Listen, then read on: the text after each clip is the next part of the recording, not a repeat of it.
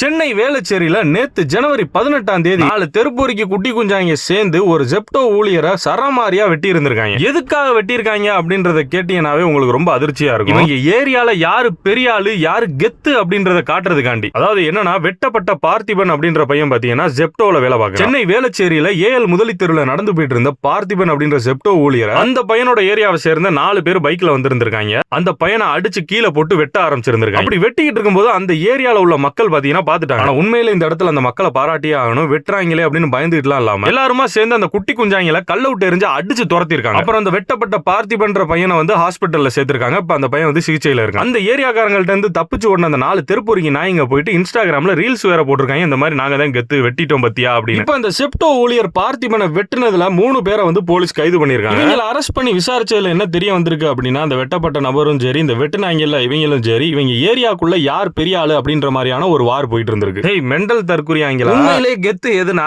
படிச்சு ஒரு நல்ல வேலைக்கு போய் சம்பாரிச்சு சமூகத்துல ஒரு நல்ல நிலைமையில இருக்கிறதாண்டா உண்மையிலே கெத்து. இப்படி கத்திய தூக்கிட்டு கவட்டையை விரிச்சுக்கிட்டு ஏரியாக்குள்ள நீங்க தான் நாங்க தான் வெட்டிட்டு திரியறதெல்லாம் கெத்து இல்லடா. டேய் பொறுக்கி பய பொறுக்கி பயடா பொறுக்கிடா. நீ என்ன பண்ணிட்ட? நீ ஒரு பொறுக்கிடா.